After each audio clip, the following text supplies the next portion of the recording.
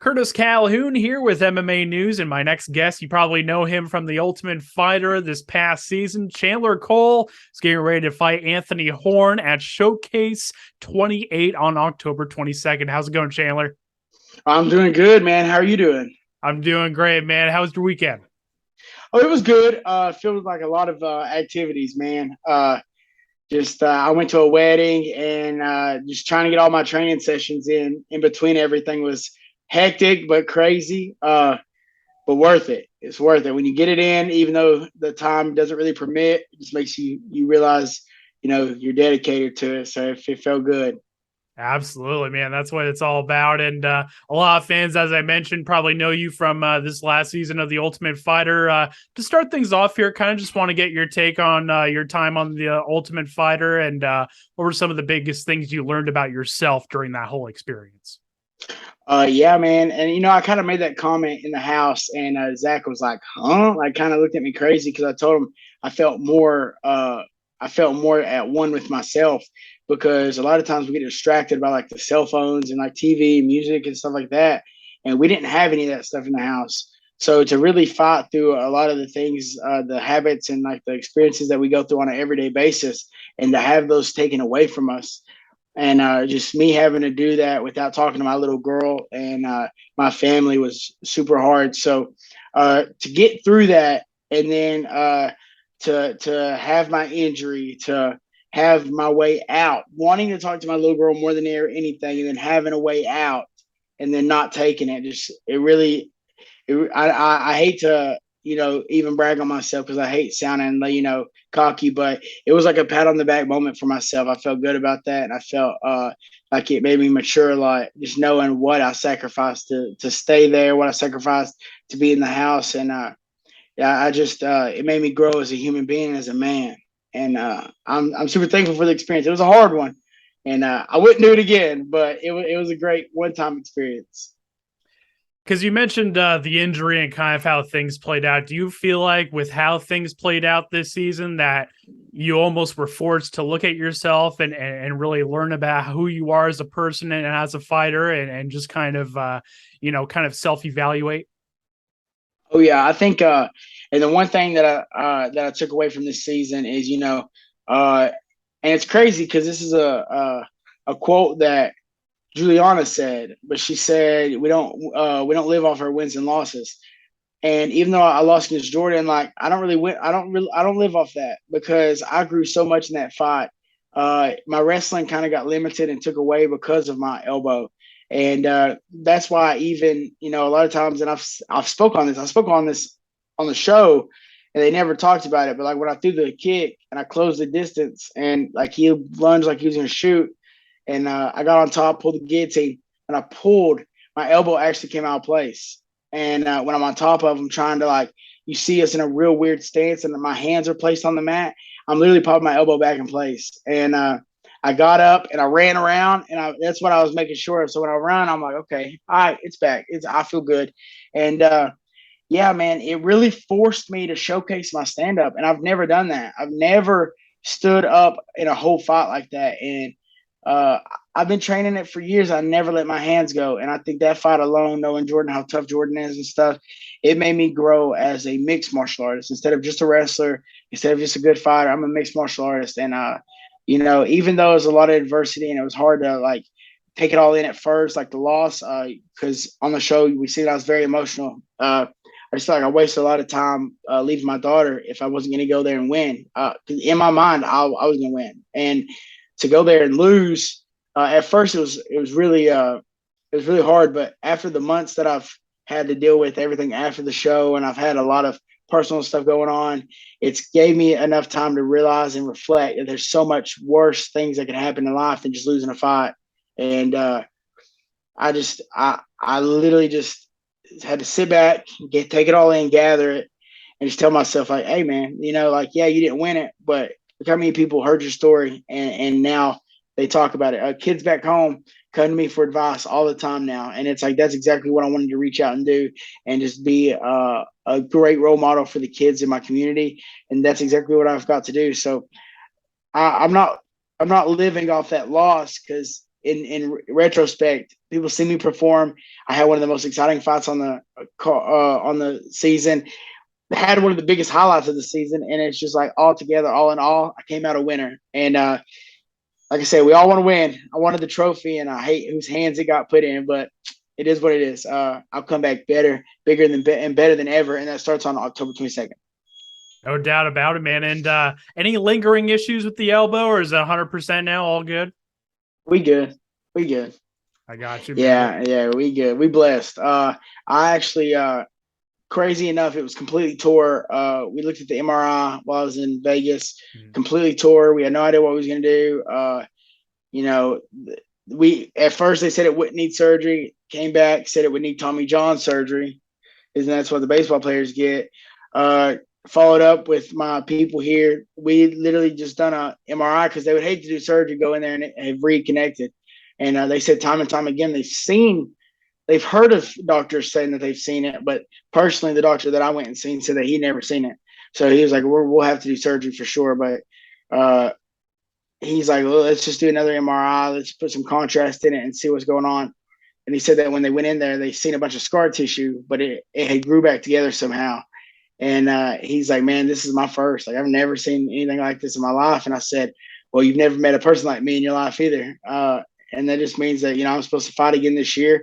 And that's what's got us to this point. So I know God's got bigger plans for me. I know that, I'm meant to do this fight. I don't know why. And I'm meant to be in action. I'm not supposed to be sidelined right now because I got a big purpose. So he blessed me tremendously, so I could be able to be in this moment and be ready for this fight. And one of the biggest things that you probably took away from your time on The Ultimate Fighter is you got to work with Amanda Nunes up close and get to watch her work and coach and all that. What are some of the biggest things that you learned from Amanda? Her attitude as the greatest of all time. When you look at her career, man or woman, she's had losses, and she's also she's had losses. She's also, lost recently with Juliana. But the fact that she overcome that speaks so highly on her character and what she was willing to do to come back and get better. I think sometimes in life, and I think like her respect for Juliana made it to where, because she didn't have none, she didn't respect Juliana, and she even said she would train one day, take 2 days off because she was so badly banged up. She was coming off COVID, and it's like when the fight happened, she thought Juliana would be go in there, kill her, be done. But that's not what happened. She went in there, she beat her for a little bit, and then the gas tank started dwindling, and then Juliana's experience and her just being a dog helped her push through. And we've seen that in the second fight. She's a dog, and I'm not taking anything away from Juliana because I like them both. Juliana has a really good story, but Amanda, she proved that she's the greatest female fighter of all time. And just to see how great she is and how she stays so humble, so selfless, was willing to work with us. I know the TV really didn't show how close we were. The TV made it look like, and it was crazy because on the show we thought that the other team was dorks. Like they wouldn't talk to each other or nothing. They would sit at the table and stare at each other, and we were like, "Oh my God, this is weird." But then, and we're the ones that were having all the fun. Even the producers, they were saying it. They were like, "God, we don't want to be around Team Pena." You had all that tension with Zach and Mo because they used to train with each other. Jordan, he's just a, big Neanderthal. And then Bobby, he was talking to the other team, so they kind of ignored him. So it was bad, man. It was weird. And then we see the editing, and it's like it makes us look like we don't have none of our stuff together. We keep losing.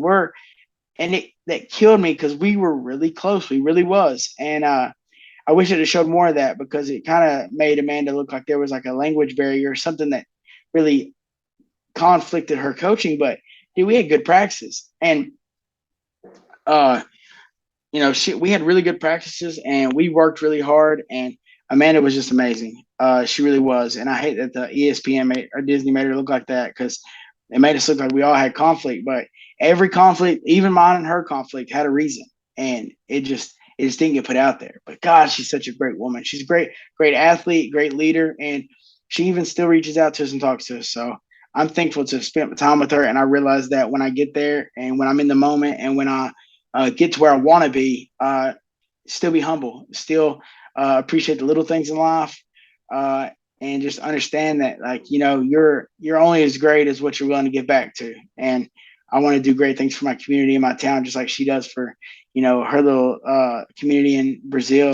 She comes from nothing, and just to see what she does for, she's down there right now, just to see what she does for her family is amazing. And I envy to be a good person. I want to be known as a great fighter, but I want to be known for being an amazing person. And that's kind of where I want to be in life, is where she's at. So yeah, that's what I took from it. A lot of people talk about the training and stuff, but you got to remember, I got hurt first day. They showed it on episode 5, but my elbow actually came out of place first day, second practice. So I didn't get to train like that. But as far as like just that mindset and just the good vibes and how highly she praised me, like, it meant everything.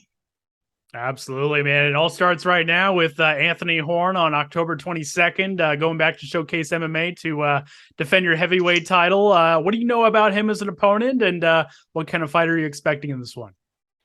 He just signed the contract. Honestly, I don't really watch film like that because I know my pressure is heavy. I don't really train for fighters. Fighters have to train for me. When you're a pressure fighter and you're gonna throw hands, you're gonna shoot. You're gonna throw hands, you're gonna shoot. You're gonna throw hands, you're gonna shoot. I know what kind of shape I'm in right now, and I wish I'd have went into the Ultimate Fighter like this.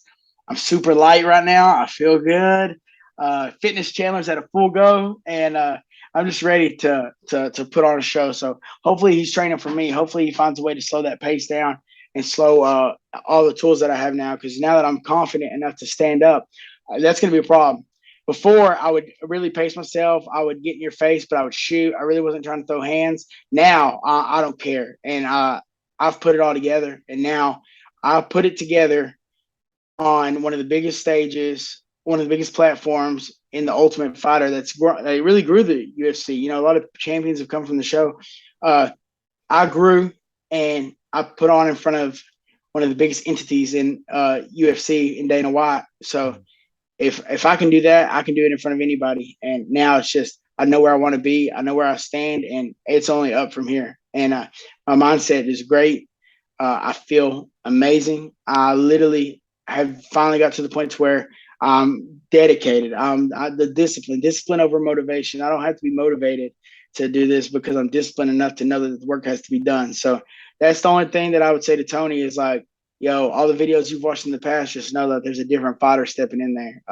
What I'm going to bring to the table isn't what I've brought to the table before. Like, this is going to be the most well-rounded fighter that anyone has seen so far out of me, because I'm going to put it all together. I'm going to wrestle. I'm going to fight. I'm going to stand up. I'm going to kick. You may even see a spin wheel kick. Probably not, because I don't want to like throw it out of the toolbox, but we'll see. Whatever's there, I'm going to throw. And I'm going to be a very hard fighter to fight from now on. So, kill or be killed, man. I'll go out on my shield just like I'll kill someone. So I'm just ready for this. Cannot express how excited I am just to step in there and do my thing. You've talked a lot about, kind of the importance of being that well-rounded martial artist, right? Because I feel like, especially from TUF, from what we saw, I feel like a lot was made to your stand-up, and obviously that's still developing. But you have a really strong wrestling background as well, right? So how important is it for you to have that balance? Oh, it's super important. I've trained stand up my whole career. I've just never let go, because you never want to be the guy that just gets clipped and knocked out, But now I think I'm going to slow a lot of people's stand up down, because they're going to worry about my wrestling. And while we're standing up, I'll be able to throw hands. So I want it to be balanced out to where right when they think we're going to stand, I can take them down. When they're worried about my wrestling is when I'm going to knock them out. So like I said, from here on out, man, it's a whole new me, whole new mindset. Losing sucked, but like I said, I don't live off my wins and losses, and I know where I'm going to be at. And that was not the end of Chandler Cole. My chapter in this life where I do great things is just now starting. So I just got to go out there, do my thing, and get in the UFC, and then show the world who I am, and then prove, and then share my story to millions. I want everybody to be able to have the chance to hear my story. And like I said, if I can change one kid's life, then I'm good. If one kid hears my story and they run with it, then I did exactly what I set out to do. Because I heard a quote yesterday, and it said, uh, "Yesterday I was clever and I wanted to change the world. Today I'm wise and I want to change myself." So I've changed myself, and I know as long as I do good in the world, that I'm changing it. So I just want to be a voice to the ones who don't have one, and really try to do good in this world. As long as I'm here, as long as I'm here. No doubt about it, man. And last question for me: what does the layout look past this fight? Obviously, I know you're not looking past Anthony Horn, but do you kind of see this as the beginning of an opportunity to get the UFC's attention again and possibly move up in the sport, or what are kind of your goals moving forward? Oh, they're gonna know me after. Like they're gonna. I'm gonna keep my not game plan. I don't really have a game plan, but I just know my skill set right now, and I know that I impressed Dana, and I know that once my fight surfaces the internet, they're gonna talk about it. They're gonna talk about how much different I look, how much different I am moving, how much faster I am, and people thought I was fast on the show. Wait till they see me now, and that's what I'm excited about. I'm excited for people to see this version of me, and and that starts on October 22nd. So I don't know how many fights it's going to take before they're like, man, we better sign this kid, but it's going to happen. And we're going to be in the UFC. And like I said, we're going to do great things and just do great things in the world as well. That's what's up, man. Before we wrap things up here, once again, I really do appreciate the time, Chandler. If you have any sponsors to shout out your team if you want to, social media, all that good stuff. I'll give you the final word. Absolutely. I just want to thank my coaches and my teammates. Y'all know who y'all are. Everyone who's helped me from other gyms. You guys know who y'all are too. Team Oxidine, WC3, even Pedigree in Corbin, Kentucky. And also, I want to thank all my sponsors, but then a special thank you to Americon. They do a lot of great things for me. And and you can follow me at Chandler Cole MMA. I try to stay very active, and I try to reach out to my fans as well, because I feel like if someone watches your journey and you're able to actually reach out and have a personal relationship with them and talk to them and coach them up on whatever they have going on, I think that's more special than being stuck up and not wanting to reach out to people. So you can follow me at Chandler Cole MMA and just follow the journey and follow all the things happening in my life. No doubt about it, man. Well, Chandler, it was great to meet you. Great to chat with you. And I'm sure we'll do this again soon. All the best with these final days of camp. And I'm sure we'll chat again soon, man. Thank you so much for the time. Absolutely. Thank you.